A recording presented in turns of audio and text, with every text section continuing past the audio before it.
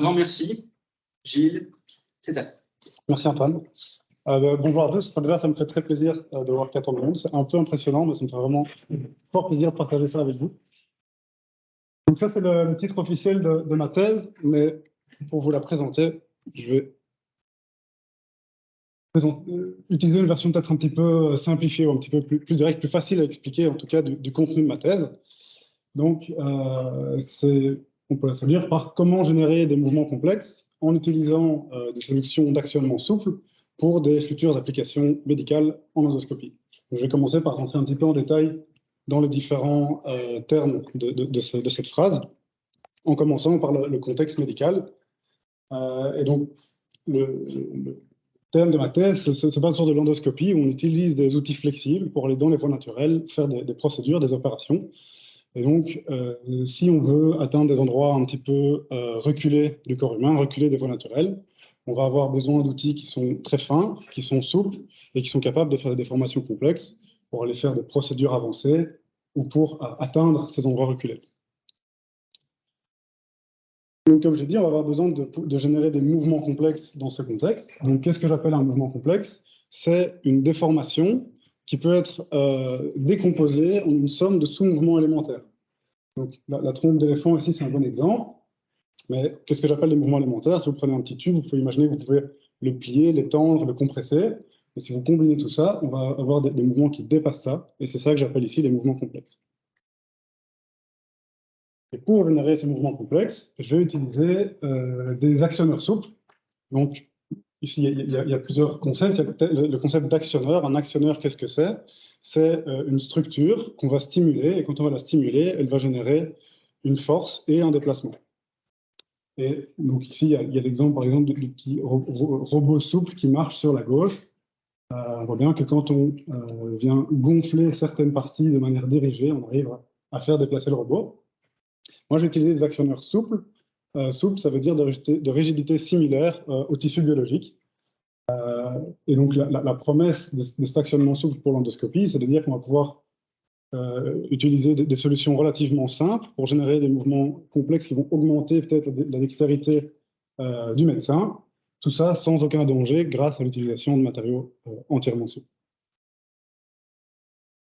Donc, la dernière partie de la phrase ici, entre parenthèses, parce que ce n'est pas une application. Je ne vais pas m'intéresser à développer un outil médical. C'est vraiment le contexte dans lequel j'ai fait ma thèse. Et ma thèse, je me concentre sur la génération de mouvements complexes avec des actionneurs souples. On pourrait imaginer d'autres applications. Par exemple, ici à gauche, la manipulation d'objets fragiles. Sur l'exemple ici, c'est l'exemple d'une méduse qui est manipulée avec des actionneurs souples. Sur la droite, c'est l'exemple d'une structure qui est capable de se déplacer dans des endroits très difficilement accessibles, qui ne sont pas à l'intérieur du corps humain, sur des terrains dangereux ou des terrains difficilement joignables. Avant de rentrer dans le vif du sujet, je vais encore faire une petite parenthèse sur, finalement, en utilisant des matériaux souples et des structures souples, comment est-ce qu'on fait pour générer une déformation? Comment est-ce qu'on fait pour générer une déformation simple?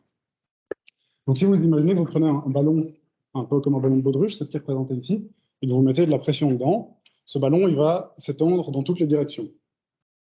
Nous, on ne veut pas une expansion dans toutes les directions, on veut diriger cette expansion pour obtenir un mouvement, par exemple une élongation. Et donc, pour diriger cette déformation, on va rajouter de l'asymétrie à la structure.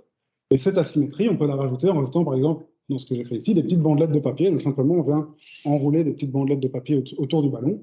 Et quand on le gonfle, la seule manière dont le volume peut augmenter sans déchirer le papier, ça va être avec un allongement de la structure. De la même manière, si on découpe différemment le papier, avec une autre asymétrie, on va pouvoir obtenir de la flexion. Donc ici, simplement, on a la bandelette de papier qui continue sur le dessous du tube et qui fait des petits anneaux sur le dessus. De nouveau, la seule manière dont le volume peut augmenter sans déchirer le papier, c'est en obtenant cette flexion qui est représentée ici. On peut aussi obtenir de la torsion. Pour ça, on va simplement venir enrouler le papier comme une hélice autour de ce ballon. Et on peut aussi obtenir, par exemple, de la compression. Donc, pour faire la compression, on va venir faire des petites découpes dans l'axe de la structure qui se déforme. Et quand le volume va augmenter, on va avoir une compression du ballon dans le sol. Et donc, pourquoi je rentre dans le détail ici? En fait, c'est parce que ces principes qui sont exemplifiés sur un cas très simple avec un ballon et du papier, c'est ceux que je vais utiliser tout au long de ma thèse avec différents matériaux. Et donc, pour utiliser les bons termes, on dit que la pression ici, c'est le stimulus, c'est ce qui vient amener l'énergie à l'actionneur. Le transduceur, c'est un matériau ou une structure, donc ici c'est un ballon, on pourrait imaginer que c'est un matériau, qui va transformer cette énergie, qui peut être sous n'importe quelle forme, en une énergie mécanique, donc en une déformation. Et puis on va venir ajouter de l'asymétrie pour guider cette déformation dans le mouvement qu'on désire obtenir. Donc, dans ma thèse, j'ai utilisé ce principe dans 3 axes, avec 3 types de transduceurs différents, 3 actionneurs différents. Dans le premier axe, c'est un actionneur pneumatique. Dans le deuxième axe, ce que j'appelle du silicone expansif, donc c'est un matériau qui va gonfler. Et dans le troisième axe, avec un hydrogel qui va se compresser quand on le chauffe. Donc, dans ces 3 axes, je m'intéresserai, comme j'ai dit, à comment générer des mouvements complexes. Je m'intéresserai aussi à est-ce qu'on peut miniaturiser ces actionneurs et comment est-ce qu'on peut les fabriquer et est-ce qu'on peut les utiliser en toute sécurité en contact avec le corps humain. Donc, dans le premier axe, comme j'ai dit, j'ai étudié une solution d'actionneur pneumatique. Donc, un actionneur pneumatique ici pour développer un cathéter béquillable. Un cathéter béquillable, c'est un cathéter qu'on peut plier pour imaginer le diriger dans les voies naturelles. Et c'est essentiellement un tube au bout duquel on peut imaginer placer une caméra pour aller faire, par exemple, du diagnostic dans certaines parties du corps humain. Et donc, ce que j'ai fait, moi, j'ai designé ce qui est représenté à gauche, et c'est l'extrémité béquillable de ce cathéter. Et donc, comment ça fonctionne? C'est simplement, en gris, un tube en silicone dans lequel il y a 4 canaux. Dans le canal central, on va aller mettre un fil. On pourrait imaginer que c'est les fils d'une caméra qu'on va placer à l'extrémité de ce cathéter. Et dans les 3 canaux circonférentiels, on peut venir augmenter la pression pour générer une flexion. Donc, par exemple, si on augmente la pression dans le canal en dessous, le canal va avoir envie de s'agrandir. Et la seule manière qu'il va avoir de s'agrandir sans déformer l'outil médical, ça va être d'obtenir une flexion vers le haut de la structure globale. Il y a aussi un renforcement en fibre tout autour pour éviter que la structure ne se déforme trop radialement quand on augmente la pression. Et comme je montre ici, ça permet d'obtenir une flexion dans toutes les directions. Donc ici, si je reprends le cadre que j'ai présenté juste avant, le stimulus, ça va être la pression.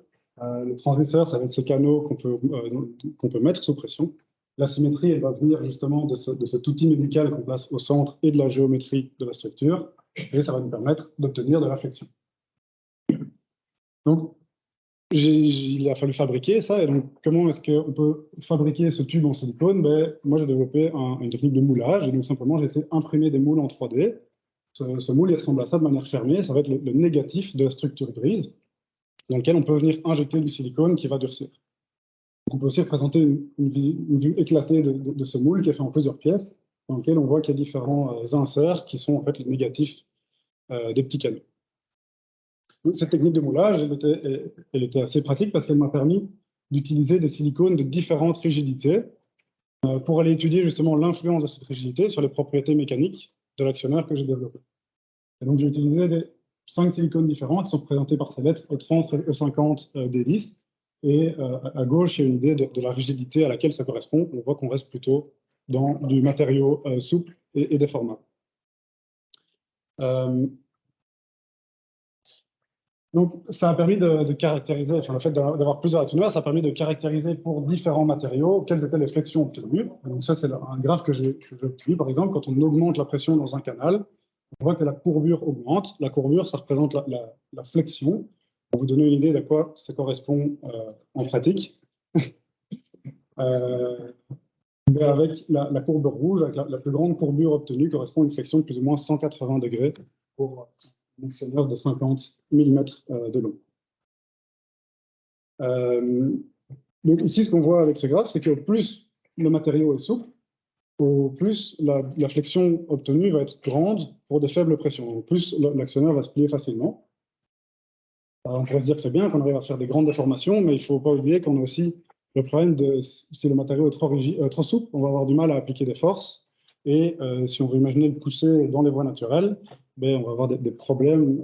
Si le matériau est trop souple, on n'arrivera plus à passer à travers des endroits trop étroits. Donc il y aura toujours un compromis à faire ici.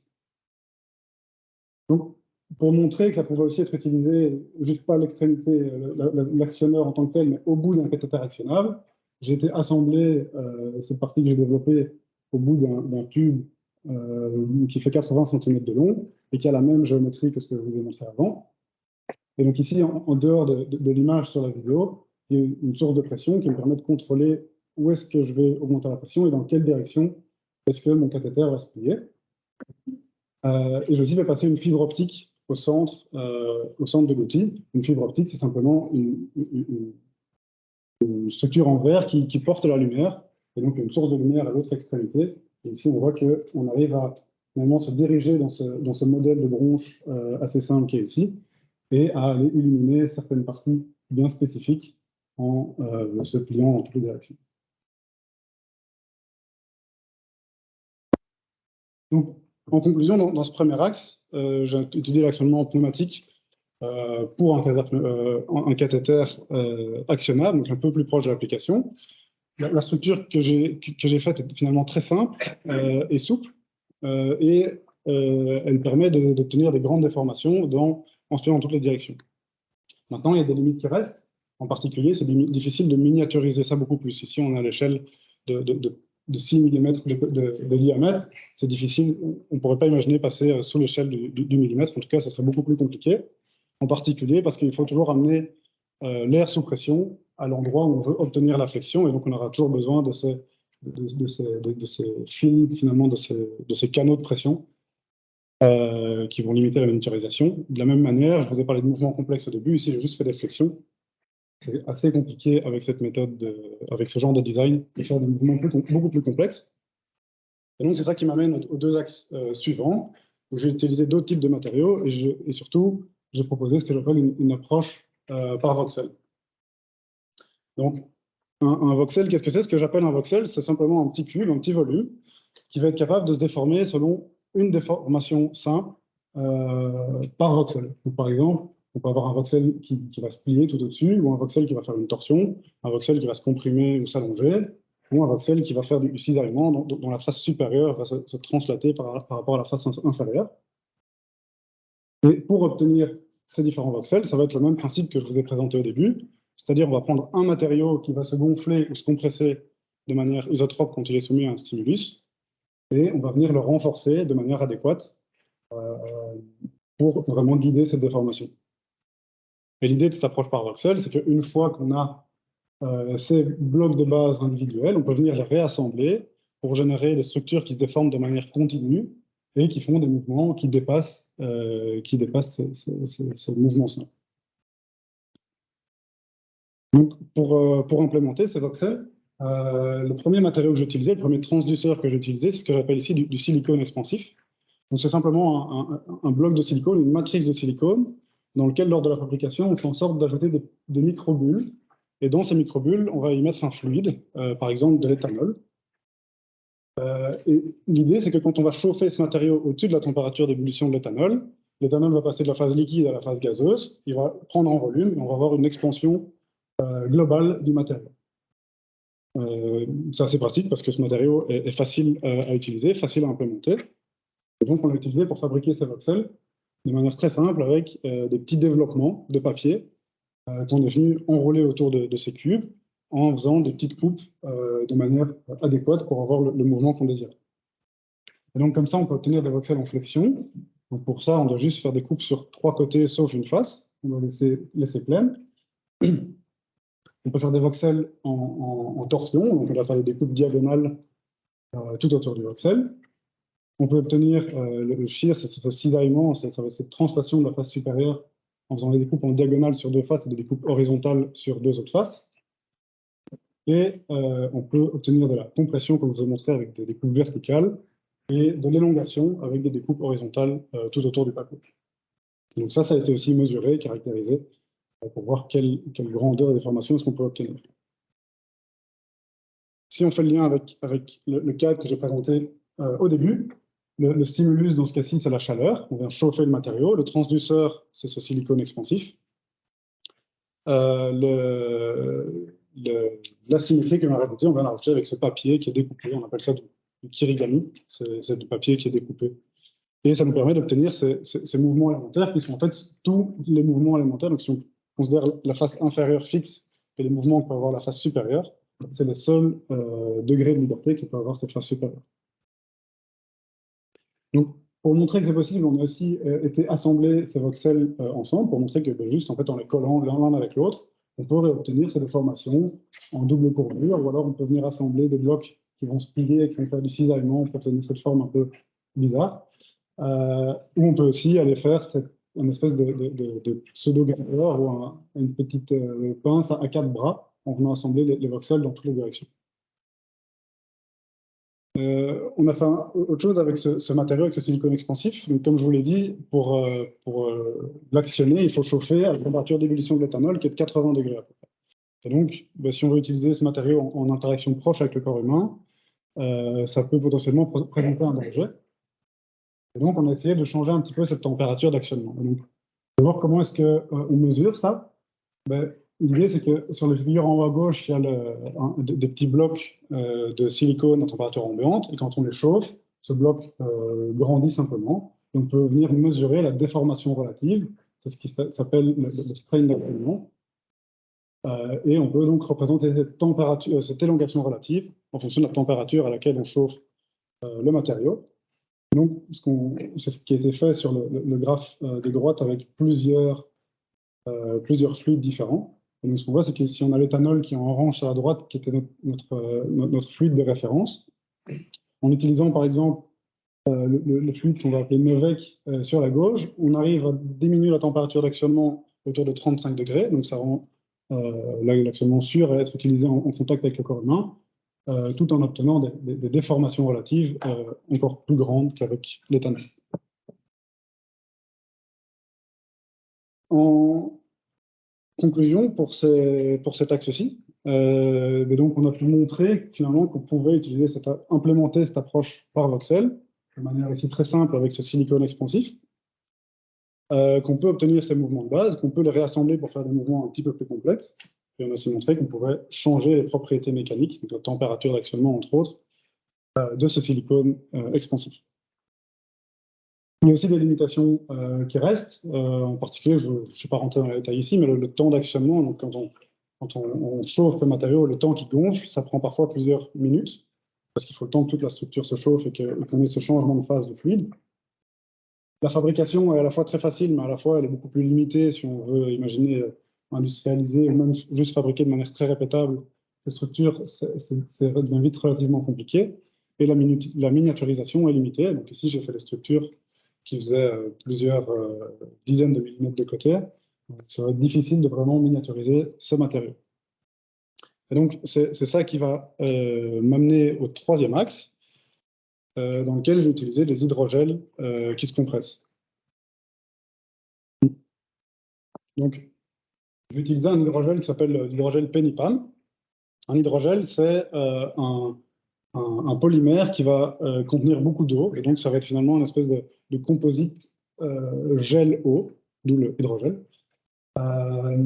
Et l'avantage de cet hydrogel particulier PENIPAM, c'est que quand on le chauffe, il va rétrécir, il va diminuer de volume. Et donc ça, comment ça se fait? C'est parce que ces hydrogels sont constitués d'un réseau de polymères. Et entre ces polymères, il y a ces molécules d'eau qui vont rentrer. Et quand on chauffe le matériau, le réseau de polymères va changer de configuration et va rejeter l'eau de la matrice. Et c'est ça qui va permettre d'avoir des très très grandes déformations d'actionnement. Un autre avantage de cet hydrogel, la raison pour laquelle je l'ai choisi pour implémenter cette approche par voxel, c'est qu'il peut être imprimé en 3D. Donc ça, comment ça marche? C'est un mode d'impression 3D qui est un petit peu particulier, qu'on appelle la polymérisation de photons. Donc ça, l'idée, c'est qu'on prend une plaque en verre sur laquelle on vient déposer une goutte de ce qu'on appelle de la résine, c'est de l'hydrogène non réticulé. Donc c'est vraiment du liquide. Et dans ce liquide, on vient illuminer certains endroits avec un laser qui est focalisé très très fort grâce à un objectif qui est représenté ici. L'idée, c'est que quand on va, avec le laser, mettre suffisamment d'énergie dans la résine, on va avoir la réaction de polymérisation, et donc la résine va durcir localement, et c'est comme ça qu'on va pouvoir imprimer de manière très très locale et très très contrôlée la structure en hydrogène qui devient rigide, si vous voulez, au moment où c'est illuminé par le laser. Et donc, ça permet d'obtenir des structures de 50 microns de côté, ce qui est un autre avantage, parce que je vous parlais de miniaturisation tantôt. 50 microns de côté, c'est le diamètre d'un cheveu.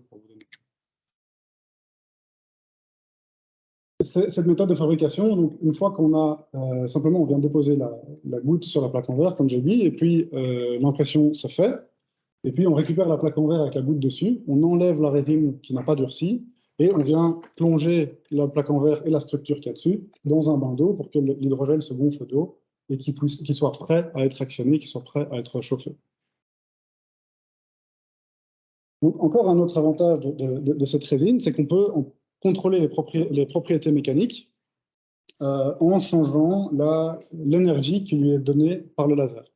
Donc, si jamais j'utilise un laser avec une faible puissance, donc si je mets peu d'énergie à l'endroit où je réticule la structure, le réseau de polymères va être assez large. C'est-à-dire que les points verts, ça présente des nœuds dans ce réseau de polymères, il ne va pas y en avoir énormément. Et donc, au moment où je vais plonger la structure dans l'eau, cet hydrogène va pouvoir absorber beaucoup d'eau.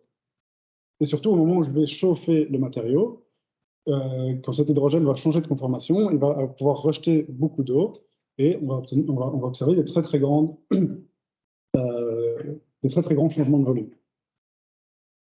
Si maintenant j'utilise une dose de laser beaucoup plus faible, beaucoup plus élevée, pardon, en rouge j'utilise une dose de laser faible, en bleu j'utilise une dose de laser élevée, je vais avoir beaucoup plus de liens dans ce réseau de polymères, un réseau de polymères beaucoup plus dense, beaucoup plus rigide.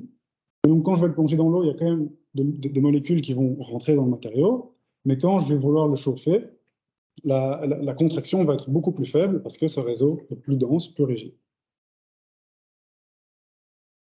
Donc cet effet-là, j'ai pu le mesurer pour essayer d'un petit peu comprendre quand je augmente la puissance du laser, qu'est-ce que j'obtiens comme déformation. Donc ici, je le représente en fonction de la température à laquelle je chauffe la structure, quelle va être de nouveau sa déformation relative, donc de combien est-ce qu'il va se compresser quand je le chauffe. Donc, je l'ai fait pour une structure qui est imprimée avec différentes puissances. Et quand au plus la puissance de laser est élevée, au moins cette déformation est forte. Et donc, ça me permet, c'est ce qui est représenté sur le graphe de droite, en fait, de savoir à l'avance, en fonction de la puissance de laser que je vais mettre, quelle va être la déformation que je vais obtenir de l'hydrogène. Donc, c'est tous ces avantages qui m'ont permis de fabriquer ces voxels avec l'hydrogène. Donc, ces voxels, c'est toujours le même principe, sauf que cette fois-ci, comme j'ai dit, ils doivent être fabriqués sur une plaque en verre. Et donc, je rajoute ce petit support en bleu foncé, qui est simplement un support rigide sur lequel je viens imprimer le voxel en porte-à-faux. En porte-à-faux parce qu'il va être observé au microscope. Quelque chose de la taille d'un cheveu, on ne peut pas le voir, on a besoin d'un microscope. Et donc ça, je vais venir l'observer par le haut. Et donc, le fait de placer ce voxel en porte-à-faux, ça va me permettre de voir la déformation quand je l'observe au microscope. Et donc, c'est toujours le même principe. En rouge, au centre, on a le matériau actif, donc qui est ici faiblement réticulé, qui va très fort se déformer et qui va être assez souple.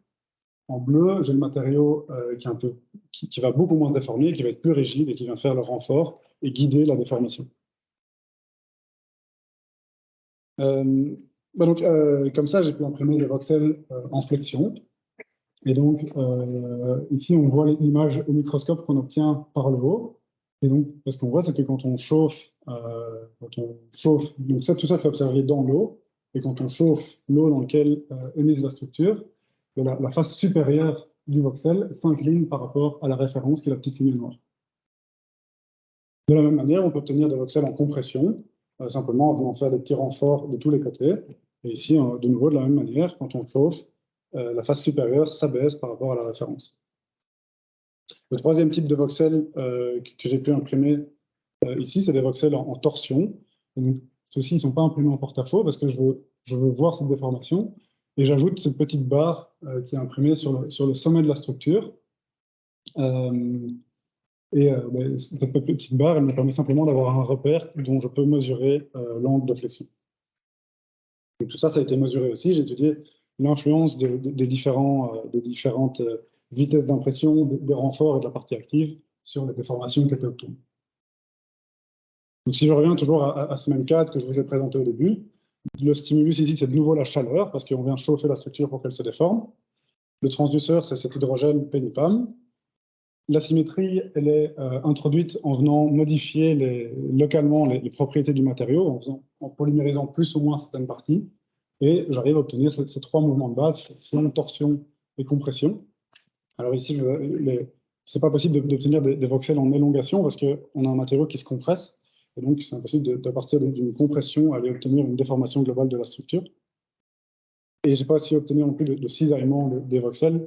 Enfin, la déformation que j'ai obtenue était très faible, donc très négligeable et difficile à mesurer. Donc, de la même manière, on a des voxels individuels. Maintenant, on peut montrer qu'on peut les remettre ensemble pour faire des déformations un petit peu plus complexes. Donc ici, ça s'est toujours fabriqué en une seule étape. Il y a un voxel après l'autre, sont imprimés l'un à côté de l'autre, à chaque fois attachés au précédent. Et ici, dans cette petite structure, c'est simplement des voxels en flexion qui sont placés dans deux directions différentes. Et donc, on voit à droite que quand on chauffe, c'est pas parfait, mais on repère quand même cette double flexion. Et il faut garder en tête que c'est des structures qui font la taille d'un cheveu de côté. Donc, ça fait la taille d'un cheveu. Et sur la droite, c'est un autre assemblage de voxels dans lesquels c'est deux fois le même assemblage, dans lequel il y a un voxel en torsion, un voxel en compression et un voxel en flexion qui est obtenu. Et sur l'image à droite, on voit que quand on chauffe, le mouvement global obtenu correspond bien à la somme des différentes déformations individuelles des trois voxels. Donc, en conclusion, sur cet axe-ci, les voxels peuvent être imprimés à cette échelle micrométrique avec du PENIPAM. Donc, ce qui est assez intéressant, c'est qu'on peut obtenir des déformations complexes à cette échelle en une seule étape de fabrication. Je prépare mon fichier, je le mets dans l'imprimante, ça imprime et j'obtiens la structure tout de suite, enfin presque tout de suite. Je dois juste la mettre dans l'eau. Ça me permet d'obtenir des mouvements qui seraient assez difficiles à générer avec d'autres méthodes d'impression, en tout cas à cette échelle. Après, il y a encore beaucoup de limitations qui restent, même pour cet hydrogène PENIPAM en particulier. On doit travailler dans l'eau, on doit travailler sur une plaque en verre. La fabrication, vous l'avez vu dans les images, n'est pas parfaite non plus, les structures obtenues ne sont pas parfaites. Donc il y a encore pas mal de perspectives à ce niveau-là pour l'hydrogène. Avant de conclure, j'avais envie de faire juste une petite parenthèse sur quelque chose que je n'ai pas fait dans ma thèse, c'est évaluer les impacts environnementaux de ce que j'ai développé. Je ne l'ai pas fait alors que c'est quelque chose qui me tient fort à cœur et c'est quelque chose qui est assez important, je crois, aujourd'hui. Et donc, ce que je vais essayer de faire ici, juste, c'est de tirer quelques pistes d'explication de pourquoi, en fait, ce que je ne l'ai pas fait dans ma thèse. Donc, je crois que la première piste à laquelle je peux penser, c'est peut-être un manque de connaissances, en tout cas au moment où j'ai commencé ma thèse, un manque de connaissances, d'une part, des enjeux environnementaux. Donc ici, c'est un graphe, je trouve, c'est une figure qui présente assez bien l'aspect systémique des enjeux environnementaux. Donc c'est ce qu'on appelle les 9 limites planétaires. Ces 9 indicateurs, donc, par exemple le réchauffement climatique, la biodiversité, les pollutions, c'est le numéro 6, l'utilisation de l'eau potable. Donc ces 9 indicateurs qui doivent rester sous un certain seuil pour qu'à long terme, la Terre reste un habitat durable pour l'être humain. Et c'est des indicateurs qui sont suivis annuellement par beaucoup d'équipes de scientifiques. Et ça, c'est l'état en 2022. Il y a 6 indicateurs sur les 9 actuellement qui dépassent les limites planétaires. Alors, ce n'est pas nécessairement irréversible, mais c'est pour dire, en tout cas, l'état des choses. Le deuxième manque de connaissances, je crois que j'avais en commençant ma thèse, ou en tout cas, en tout cas, je n'avais pas conscience, je crois, en commençant ma thèse, de l'impact que je pouvais avoir, moi, en tant qu'ingénieur, qui allait développer des nouvelles techniques, des nouvelles technologies, de l'impact que moi, je pouvais avoir sur les enjeux environnementaux, en tout cas, de la responsabilité que j'avais, en tant qu'ingénieur, de me poser ces questions-là. La deuxième raison, la deuxième piste que je tire de pourquoi est-ce que je ne l'ai pas fait dans ma thèse, Si je mets tabou médical, c'est peut-être un peu fort, mais en tout cas, c'est difficile dans le milieu médical, donc c'est très peu fait, je ne sais pas si c'est difficile, mais c'est très peu fait, de se questionner sur l'impact environnemental de ce qu'on fait quand on travaille dans le milieu médical.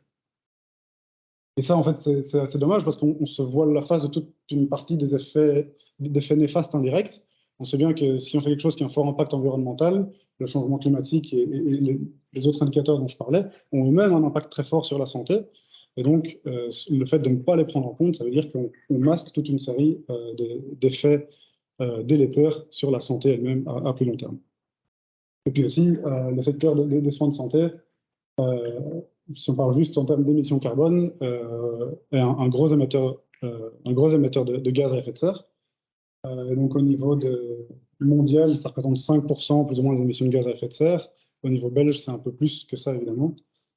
Et donc les enjeux auxquels on fait face font appel à des changements, à des remises en question, aussi évidemment dans le secteur de la santé, il n'y échappera pas.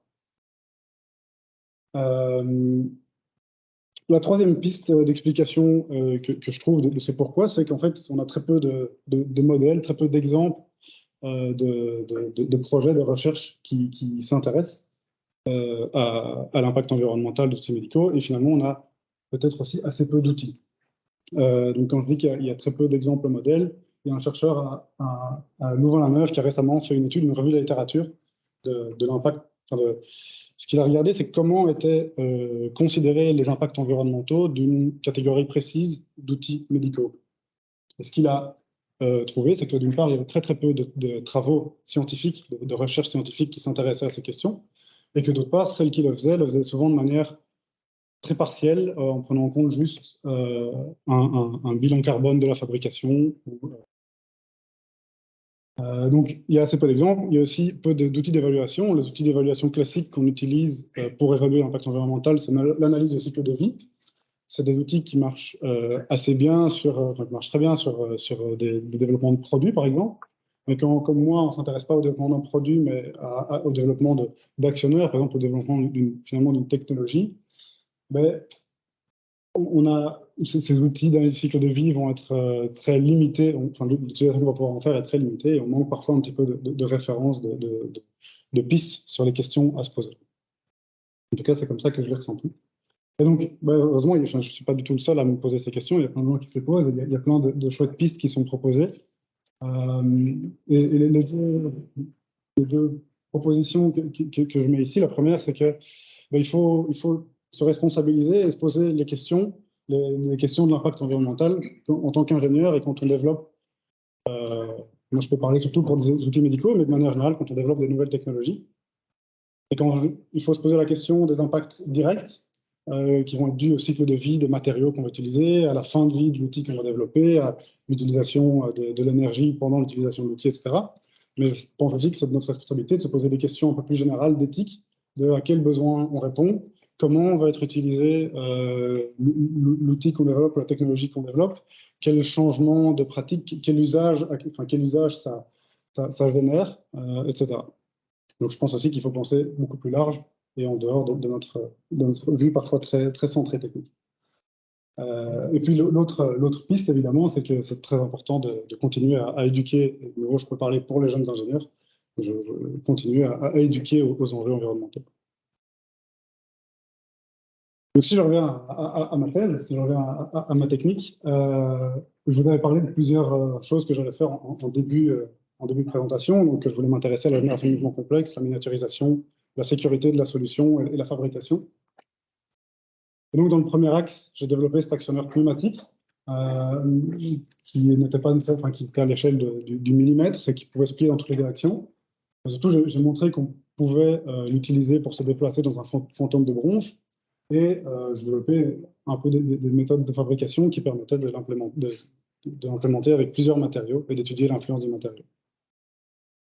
Donc, dans un deuxième axe, pour aller plus loin dans la génération de mouvements complexes, j'ai proposé cette approche par voxel que j'ai implémentée avec ce silicone expansif à une échelle de plus ou moins, le cube faisait 20 mm de côté. On a aussi montré qu'on pouvait diminuer la température d'actionnement et la fabrication était assez simple, assez basique ici.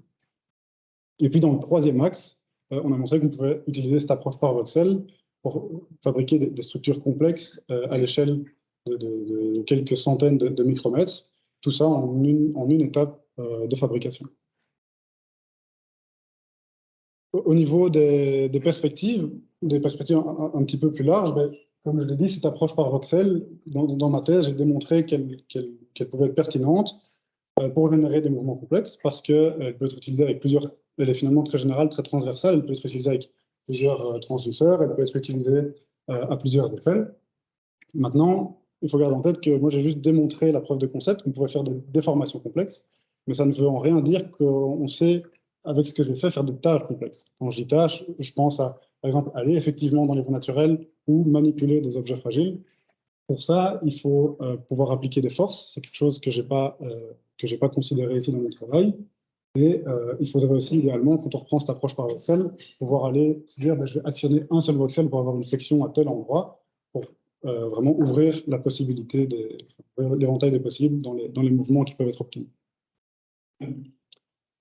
Au niveau de l'actionnement pneumatique et des applications un petit peu plus médicales, aussi ici, avec cet actionnement pneumatique, j'ai montré que c'était assez prometteur finalement, que c'était sans danger, que ça pouvait être utilisé. Maintenant, ce que j'ai fait ne répond à aucun besoin clinique, à aucun besoin médical tel quel.